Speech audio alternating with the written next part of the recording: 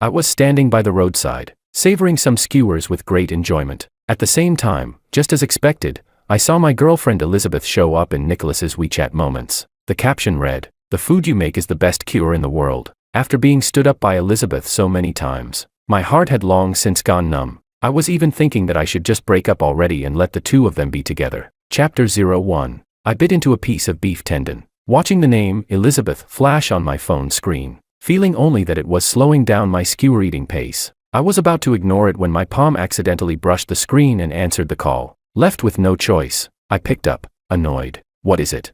Elizabeth's voice sounded completely natural, without the slightest hint of anything wrong. "There's something going on at the company. Sorry, I can't spend time with you again today. I'll make it up to you another day." I finished the last bite of beef tendon and picked up a grilled mushroom skewer. "Oh, okay, got it. It's fine." She sounded a little puzzled. "Where are you?"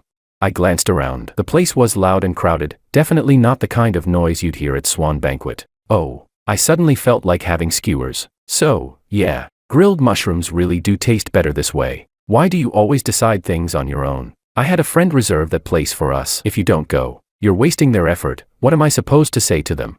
She was clearly unhappy. Then just tell your friend the real reason you didn't go. I'm sure she'll understand. What real reason? What nonsense are you imagining now?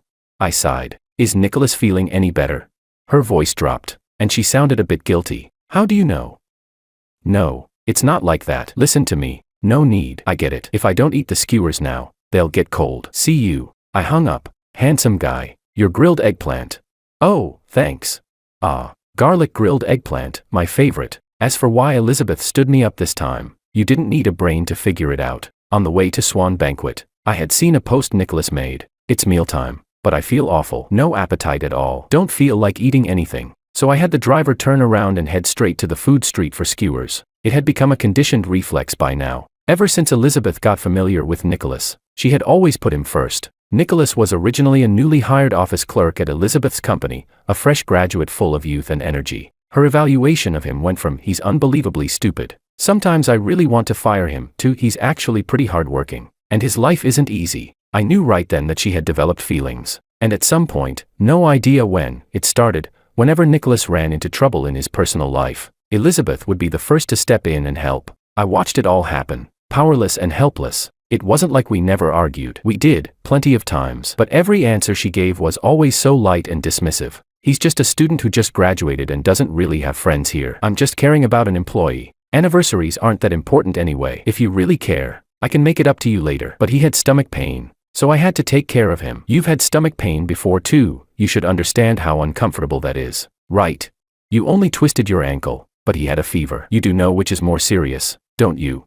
So I became immune. I stopped caring. Being stood up was nothing, among all those things. It barely even counted as a big deal. Chapter 02. When I got up the next morning, I actually saw Elizabeth in the living room. That was pretty rare. In the past, whenever this happened, she would usually leave straight from Nicholas's place. She didn't show any particular reaction when she saw me and said casually, "I got back too late last night, so I slept in the guest room." I responded with a simple, She paused, then added, "You got up kind of late too. Guess there wasn't time to make breakfast." I replied flatly, "I'll eat on the way." She smiled. "That's a shame. I kind of miss those light breakfasts you used to make." My hand rested on the bathroom door handle. "What's there to miss? Didn't you already have breakfast?" After saying that, I closed the door. I used to get up early every day to cook for her. But ever since Nicholas forced his way into our lives, she gradually stopped eating breakfast at home. After getting dressed, I was about to head out when I looked up and saw her standing there. Her expression complicated. "I've been pretty busy lately, so I haven't had breakfast at home. From now on, I'll try to eat at home more often." I smiled. "No need. I want to sleep a little longer." That extra half hour of sleep today made me feel completely refreshed. She looked at me, hesitating as if she wanted to say something. Just as I reached the door, she finally rushed over and grabbed my hand. I looked at her. She pressed her lips together. "Yesterday, I only found out later about the post Nicholas made. He didn't have any bad intentions. Nothing happened between us, don't misunderstand." Even knowing that Nicholas had posted that update, she still defended him. In the past, whenever I showed even the slightest dissatisfaction with Nicholas's behavior, she would frown and say I was being unreasonable or narrow-minded. If I argued back, she'd get impatient and accuse me of having dirty thoughts, insisting that she and Nicholas were just pure friends, nothing improper at all. I smiled faintly. I was already used to her taking Nicholas's side. Seeing that I didn't react, she continued, I know you were upset that I stood you up yesterday, but Nicholas suddenly got sick and wasn't feeling well. You know he's all alone here with no family or friends. I pulled my hand free and said calmly, I know, I understand. Can I go now? If I stay any longer, I'll be late for work. She pressed down on the door handle again, her tone growing irritated. I told you, there's really nothing between us. Why are you still sulking? And I already said I believe you. So why are you still stopping me?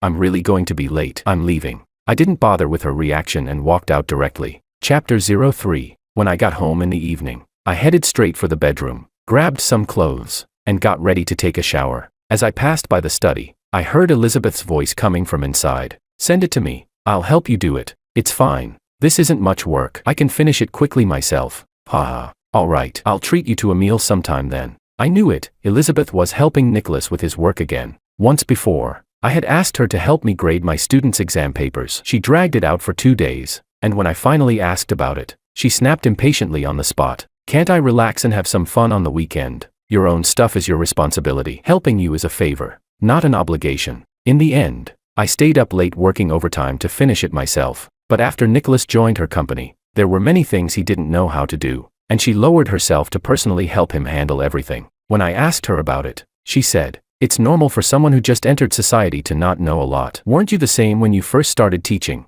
Thinking of the exam papers, I had a huge fight with her. In the end, she said coldly, at least helping Nicholas is for my company. What exactly do I get out of helping you?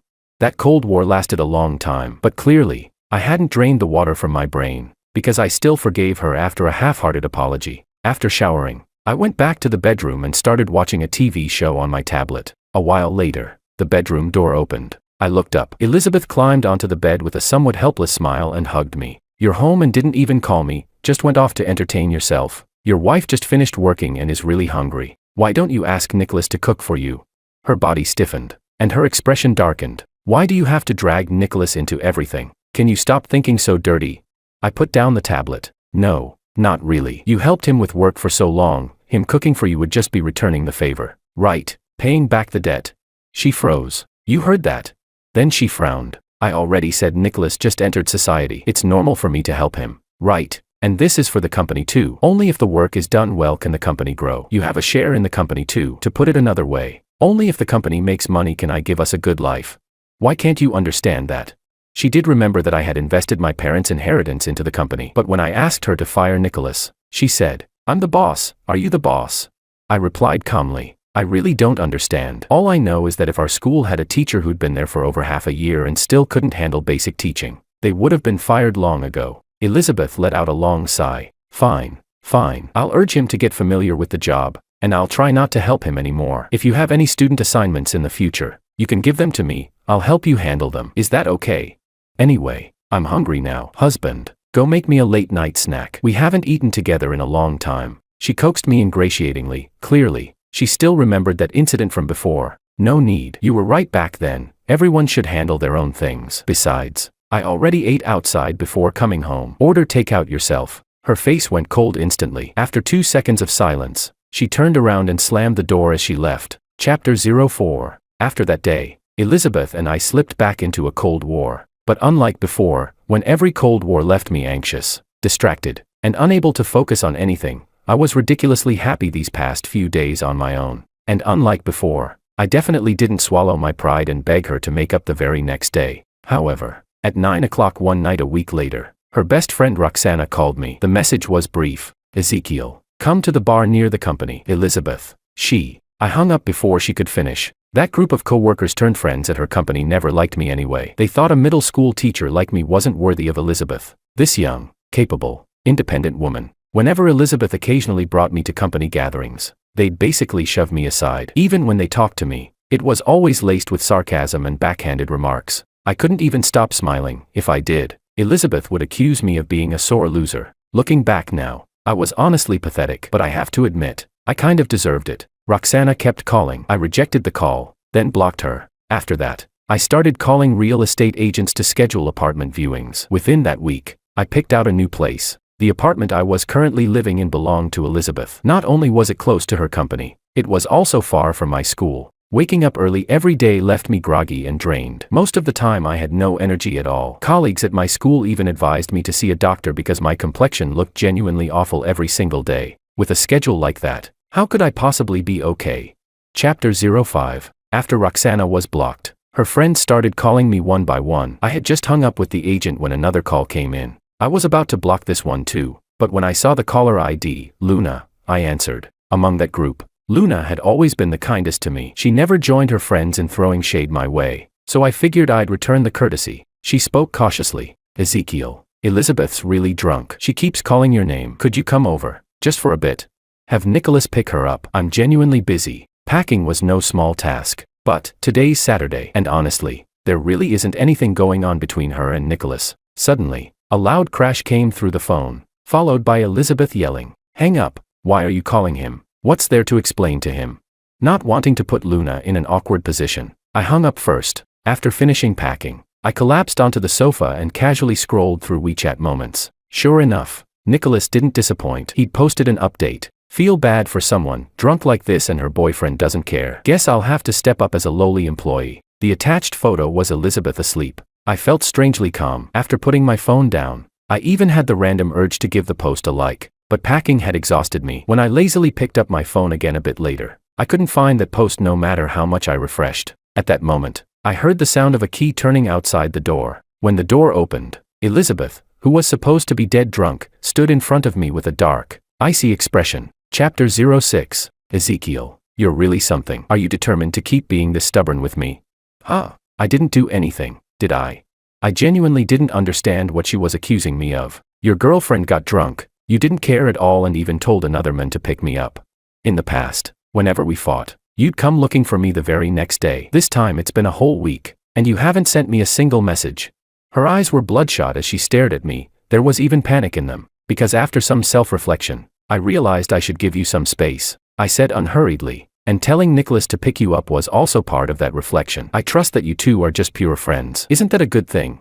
Elizabeth couldn't find any words. Her chest rose and fell rapidly. I stood up, ready to go back to the bedroom, but she grabbed me. Let's go get a late-night snack. There's a new spicy restaurant nearby. She wanted to just sweep the Cold War under the rug like this. Just as I was considering whether I should take this chance to lay everything out and break up cleanly, her phone rang. It was the exclusive ringtone Elizabeth had set for Nicholas, once my recurring nightmare. I'd asked her to change it. She said she couldn't be bothered. I said I'd change it for her, and she blew up, yelling that I was overstepping. There was a time when just hearing that ringtone made me want to smash her phone. Elizabeth reached out and rejected the call. That genuinely surprised me. Normally, no matter how important things were, if it was Nicholas calling, she would drop everything to answer. But Nicholas was persistent. One rejected call was immediately followed by another. I smiled. Go ahead. Answer it. Elizabeth pressed her lips together. No, I'm taking you out for food. Then will you block him? Elizabeth froze on the spot. Otherwise he'll just keep calling. How are we supposed to eat? She hesitated, then still answered the call. After listening for just a couple of seconds, her expression changed to panic. After hanging up, she said anxiously, Nicholas has gastroenteritis. I cut her off. Go. Elizabeth looked at me deeply. I'll be back soon. You have to wait for me. Then she turned around and left without hesitation. Chapter 07. Of course I didn't wait for her. Instead, I slept soundly, got up the next morning without rushing, and calmly made myself breakfast. After eating, I went out to look at apartments. I felt a bit regretful. If I'd finalized a place a few days earlier, I could have moved out today. Before viewing the apartment, I happened to notice that my phone had over a dozen missed calls and dozens of messages. I must have accidentally put my phone on silent earlier. Luckily, I hadn't missed any important work messages. There were messages from Elizabeth. She explained that Nicholas's condition was really serious, so she stayed to take care of him all night, but nothing happened between them. Nothing happened between us. Please believe me. Can you reply? On top of that, there were unexpectedly messages from Nicholas too, dozens of them, which startled me at first, but when I opened them, they were basically the same content sent over and over. Bro, Elizabeth held me and comforted me all night yesterday. She really knows how to take care of people. And you were guarding an empty bed again, right? Honestly, what's the point of clinging to a woman who doesn't love you? Don't wait for her. She definitely won't be back this morning. He used self-destructing messages, probably afraid I wouldn't see them, so he kept resending. I replied helplessly with a single line. Saw them. Stop spamming. Careful you don't pass out. He went quiet for a moment, then suddenly sent several normal messages. Those earlier messages were sent to the wrong chat. They weren't meant for you, Ezekiel. I was just joking with friends. Sorry. I know I shouldn't trouble my boss. I absolutely won't do it again. Ezekiel really loves you. Please don't fight because of me. He sent variations of those lines more than 10 times. Then stopped messaging altogether. Elizabeth, on the other hand, sent another message saying Nicholas was still weak and she needed to stay with him a bit longer. I'll definitely be back this afternoon. I blocked her. Chapter 08. Even though I'd run into something unlucky, the apartment viewing went incredibly smoothly. We signed the contract quickly, and the landlord handed me the keys on the spot. Turns out she was also the owner of a moving company. When she heard I was relocating, she directly called in one of her company's moving trucks and even gave me a discount, carrying the luggage I'd already packed. I left the apartment I'd lived in for years without a shred of nostalgia. Not long after I finished cleaning and organizing the new place, I received a flood of messages from unfamiliar numbers. Ezekiel, you moved out. Didn't I tell you to wait for me to come back? Please, calm down first and just listen to me, okay? I swear I'll keep my distance from Nicholas from now on. I'll transfer him to another department and stop having him work by my side. Please believe me one more time, please. After reading a few, I blocked that number as well. Chapter 09. However, when I got off work on Monday, I saw Elizabeth waiting at the school gate. The good mood I'd managed to keep for 2 whole days vanished instantly. Dark circles hung under her eyes, and she looked utterly worn out. The moment she saw me, she rushed over and grabbed my hand. I know I was wrong, Ezekiel. That night Nicholas was on an 4-drip all night and still very weak in the morning, so I stayed a bit longer to observe him. There really is nothing between us. I already told him, once his sick leave ends, he'll move to another department and won't be my assistant anymore. So could you give me another chance? She looked at me pitifully, not wanting to draw attention. I led her to a quieter corner. I looked at her and said calmly, when you were taking care of him, did you notice that he was on his phone? Elizabeth froze for a moment, then said, oh, that. I asked him to explain things to you. He said you only replied with that one message, so you were probably angry. Ezekiel, he might have crossed a line a bit, but he really didn't have any bad intentions. What kind of explanation needs to use self-destructing messages? She didn't look surprised, just smiled helplessly. He explained that too, said he was playing around with that feature out of boredom with friends and accidentally sent it to you. He's just a scatterbrained kid. The messages were unrecoverable and left no trace. I hadn't even had time to take screenshots, of course. I had no evidence to show Elizabeth. She looked at me pleadingly. So, Ezekiel, husband, could you give me another chance? I swear to God, I have absolutely no other intentions toward Nicholas. I stared at her steadily. Do you know what was in those self-destructing messages he sent?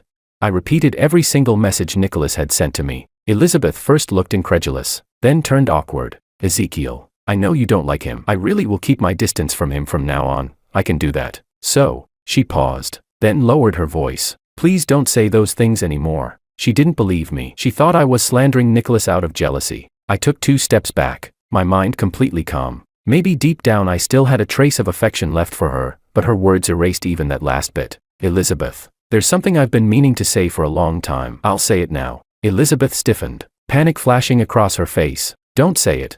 Your company has already stabilized, so at this point, it shouldn't be a problem if I withdraw my investment. Her eyes filled with even more panic. Why would you suddenly pull out? You said your money would always stay with me. Husband, I won't ask for more than what's fair. I just hope you'll give me a reasonable price. And then, husband, don't say it. I know you've been upset lately. I'll buy you. We're breaking up. I interrupted. Chapter 10. After that, Elizabeth came to my school every single day looking for me. I ignored her every time. When she tried to follow me back to my new place, I told her I'd call the police. Only then did she stop, standing there watching me walk into the subway station. But my place wasn't some secret base, so it didn't take long for her to find my new address anyway. Seeing her in my residential compound after work genuinely startled me. Her eyes were bloodshot, her hair a mess. She looked even worse than the last time I'd seen her at the school gate. Ezekiel, I don't want to break up. She rushed over and hugged me tightly. We were so in love before. How did things end up like this? Her voice was already trembling with tears, but I felt nothing. If anything, I almost wanted to laugh. Can we make up? Can you move back? These days without you at home, I can't eat well or sleep properly. Only now do I realize I really can't live without you. I pushed her away and said coldly, I'm not moving back. This place is close to my school and transportation is convenient. She hurriedly said, I can drive you. From now on, I'll take you to work every day, rain or shine. I shook my head. You said the same thing when I first moved into your place, but later, She complained that driving me to school was a detour and cut into her sleep time. After a while, I stopped asking her to drive me at all. She looked flustered. I'm sorry. Back then the company was struggling, and I wasn't in a good headspace. I promise I'll pick you up and drop you off every day from now on. I sighed. Forget it. What's the point? Besides, you still have to drive Nicholas to work, don't you?